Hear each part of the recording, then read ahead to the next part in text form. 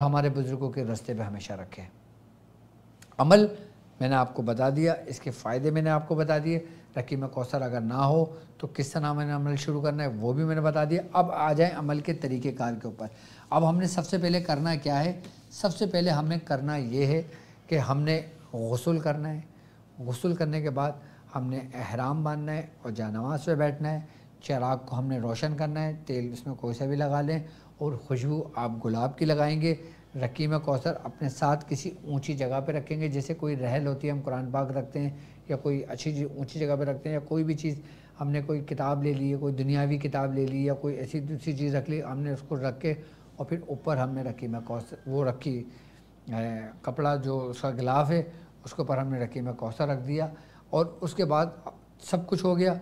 उसके बाद हमने खुशबू का इस्तेमाल कर लिया। अच्छा, अगर आपके पास कोई बखूर है और अच्छा खुशबूदार बखूर है तो आप वो भी जला सकते हैं। अगर खुशबूदार बखूर नहीं है आपके पास तो आप अगरबत्ती का इस्तेमाल कर सकते हो। अच्छा, परहेज़ आपका यकुम से शुरू हो जाएगा। अच्छा, इसमें परहेज़ सिर्फ तर्क जलाली करना है, यानी कि गोश्त, अंडा, मछली और कच्ची प्याज और कच्चा लहसुन। बाकी यार सब कुछ खाओ आप। मैं इतना वो नहीं करता कि भाई ये भी छोड़ दो, वो भी छोड़ दो, ये भी छोड़ दो, वो भी छोड़ दो, नहीं। हमने हमारे बुज़ुर्गों ने मेहनतें रियाजतें कर ली ना, वो आप लोगों के लिए तो करी हैं। अब आपसे भी वही मेहनतें कराएं जो हमने करी हैं, तो फिर हमारी मेहनतों को क्या फ़ायदा। खैर, तर्क जलाली आप सिर्फ तर्क जलाली करें जिसमें हर किस्म का गोश्त आ गया, कच्चा अंडा आ गया, बॉयल अंडा आ गया, फ्राई अंडा आ गया, ऑमलेट अंडा आ गया, जो भी अंडा आ गया ख़त्म कर दें उसको 10 दिन के लिए एक तरफ कर दें। ये समझ लो कि बुखार चढ़ा हुआ है, डॉक्टर ने मना किया है, ठीक है। और मछली नहीं खाना, ठीक है। अच्छा, इसमें एहतियात एक अगर कर सकते हो तो ये एहतियात ज़रूर कर लेना कि समंदर नहीं जाना नहाने के लिए, यानी कि आपके नाफ के हिस्से तक पानी ना आए। अगर आपके रास्ते में समंदर पड़ता है तो आप समंदर से गुजर जाएं। समंदर आप देखें ना, गर्मियाँ हो रही है ना, अब लोग प्लान करते हैं चलो भाई डैम चलते हैं, गर्मी हो रही है नहाने चलते हैं। अब यार दोस्त जा रहे हैं, अब वो शख्स भी बैठा हुआ है जो हमारे साथ अशरा कौसर में शामिल है। अब वो बोलता है यार डॉक्टर साहब ने मुझे नहाने का बोला नहीं, बोला मैं जाऊँ नहीं जाऊँ, तो उसको चाहिए कि वो रुक जाए। अब एक पेशेंट में बताया, मुझसे कहने लगा कि डॉक्टर साहब अब मैं ये बताएं कि अशरा कौसर जब शुरू होगा उस दौरान मैं घर पर नहा सकता हूँ। मैंने कहा भाई अल्लाह के वली, आप घर में रोज़ नहाओ, रोज़ गुस्ल करो, लेकिन समंदर में मैंने जाने से मना किया है, डैम में नहाने से मना किया है, नहर में नहाने से मना किया है, ऐसे पानी में नहाने से मना किया है जो बहता हुआ पानी हो, खुला हो फ़िज़ा में, ऐसी जगहों पे नहाने से मैंने मना किया है। ये आपका थोड़ा सा एहतियात होगी, परहेज़ होगा। अच्छा, ये क्यों है? जब हमारी ट्रांसमिशन कंटिन्यू होगी उसमें मैं इसके फ़ज़ाइल आपको बताऊँगा।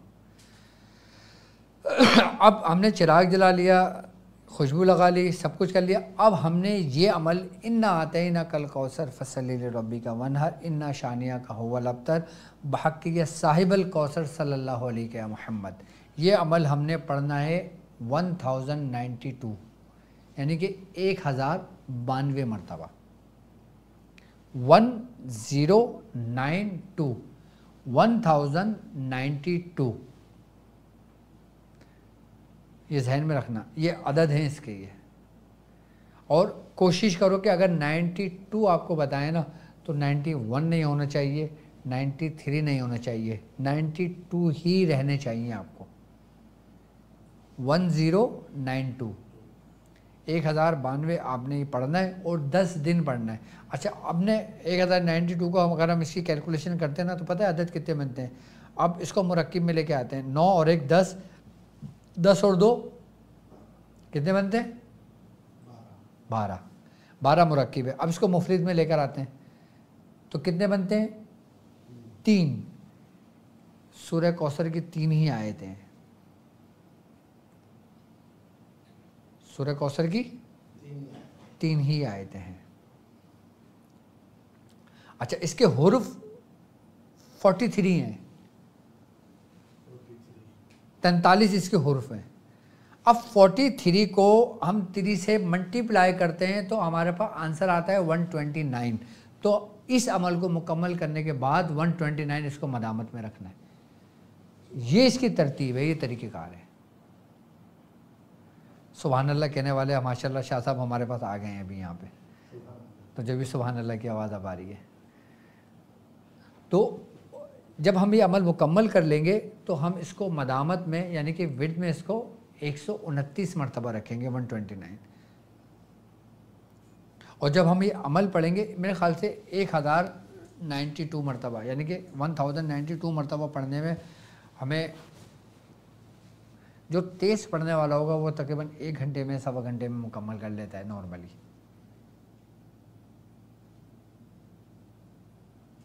हमने इतनी तादाद में पढ़ना है।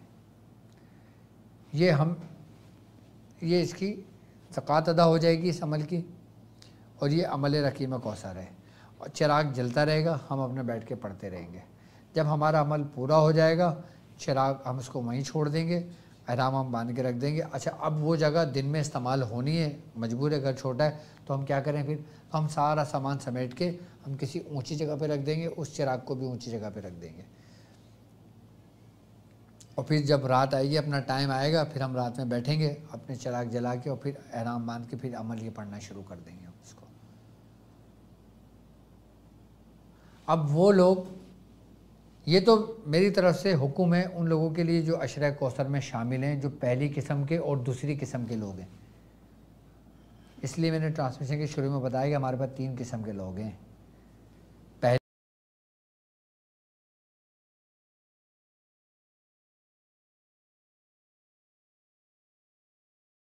मसाइल के लिए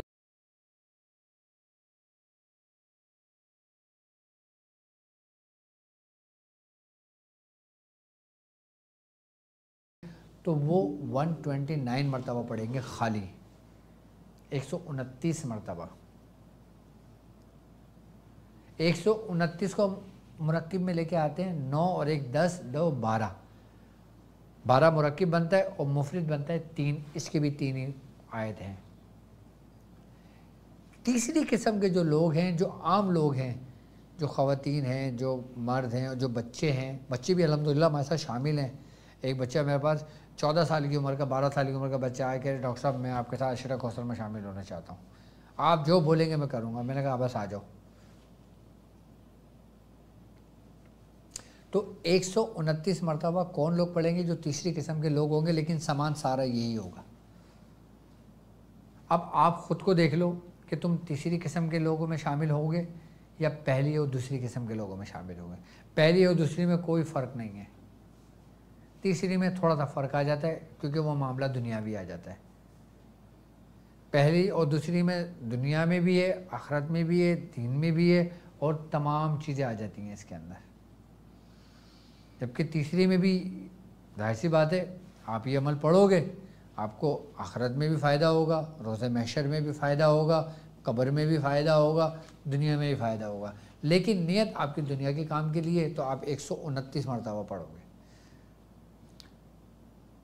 अच्छा, अब मेरी वो बहनें कि जिनके दिलों में ये सवाल है कि डॉक्टर साहब मुझे ये डर है कि अगर मैं पहली तारीख से शुरू करती हूँ तो मुझे पीरियड शुरू हो जाएंगे, तो क्या उस सूरत में मैं अमल छोड़ूंगी? बिल्कुल छोड़ेंगी। उस अमल में नहीं करेंगे आप। जब वो 7 दिन 8 दिन गुजर जाएंगे, फिर वो अगर मिसाल के तौर पर ज़िलहज की 8 तारीख हुई तो वो 8 तारीख को अपना अमल करना शुरू करेंगी, और फिर उसको पूरे 10 दिन यानी कि 18 तारीख ज़िलहज तक उसको अपने अमल को मुकम्मल कर लेंगे। परहेज़ तो होगा ना जलाली?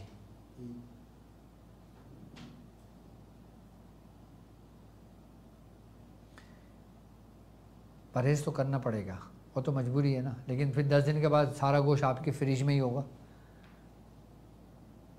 ऐसा तो नहीं है ना कि गोश्त ख़त्म हो जाए 1 हफ्ते में, वो तो मौजूद तो होगा ना। तो बाद में टिक्का बढ़िया बना के खा लेंगे, लेकिन अमल पूरा हो जाएगा। और जो लोग यकुम से शुरू करके 10 ज़िलहज तक करेंगे, वो 10 ज़िलहज के बाद अपना परहेज़ खोल देंगे, अल्लाह ताला की नेमतों का शुक्र अदा करेंगे, नेमतें खाएंगे और उसका ज़िक्र करेंगे, और उसका मदाबत में 129 मरतबा रखेंगे।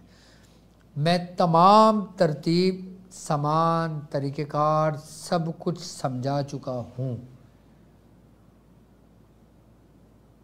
और इंशाअल्लाह आज हमारा फर्स्ट है, कल हमारा सेकंड होगा, फिर हमारी पूरी ट्रांसमिशन इंशाअल्लाह 10 दिनों तक हमारी ट्रांसमिशन लाइव चलेगी कि जिसमें आप अमल रकीम कौसर के मुतालिक और भी कुछ जानना चाहते हैं इंशाल्लाह जानेंगे, और मैं इसके तरतीब व तरीक़ेकार समझाऊंगा। और बाकी ये कि इंशाल्लाह ताला डिस्क्रिप्शन के अंदर लिंक्स मौजूद हैं, सारे ग्रुप्स मौजूद हैं, सारे व्हाट्सअप ग्रुप नहीं है ना, व्हाट्सअप हमारा कोई ग्रुप नहीं है। अब कोई भी हमारा व्हाट्सअप ग्रुप ज्वाइन ना करे, क्योंकि व्हाट्सअप ग्रुप के अंदर पहले हमने बनाया था तो उससे काफ़ी लोगों को नुकसान हुआ था। तो कुछ शर पसंद लोग हर जगह होते हैं, तो फिर वो लोगों को तंग करते हैं, लेडीज़ के नंबर निकालते हैं, फिर उनको परेशान करते हैं, इसलिए हमने ग्रुप ख़त्म कर दिया। व्हाट्सअप ग्रुप अगर किसी ने मेरे नाम से बनाए हुए होंगे, नए बनाए होंगे, तो वो समझ लो डॉक्टर साहब के नहीं हैं। जो पुराने अगर हैं तो वो हैं, लेकिन नए नहीं हैं। हमारी या तो इसमें ब्रॉडकास्ट बन गई है रकीम कौसर के लिए, रकीम कौसर के ब्रॉडकास्ट के लिए नंबर यही नंबर है जो स्क्रीन पर आ रहा है या नहीं, वो जो उस पर लिखा हुआ था अशरफ कौर में जिसमें रजिस्ट्रेशन किए, वो नंबर, ये नंबर जो सेव अभी जो आ रहा है, ये जो नंबर देखें ना आप स्क्रीन पर आ रहा है, ये नंबर अपने पास मोबाइल में सेव कर लें, तो ब्रॉडकास्ट आपके तैयार हो गए ना, आपके पास डायरेक्ट मैसेज आ जाएगा, हर की PDF आ जाएगी। अच्छा, मैं हर दिन आपको सूरह कौसर के नकूश दूंगा, और ऐसे नकूश दूंगा जो आपकी अकलों से मावरा होगा। आप परेशान होंगे कि यार हमने कभी किताबों में ना देखा, ना हमने ये पढ़ा, क्योंकि इल्म रूहानियत, इल्म अमलियात मैंने किताबों में नहीं देखा, ये मेरा तजर्बा है। मैंने बुज़ुर्गों के सीनों से सीखा, उनकी ज़ुबानों से सीखा, उनके क़ल्ब से फैज़ लिया, और फिर हमने जो कुछ कहा उसकी किताबें बन गई। वरना 1000 लाखों किताबें मौजूद हैं, लोग किताबें पढ़ पढ़ के अमल बता रहे होते हैं।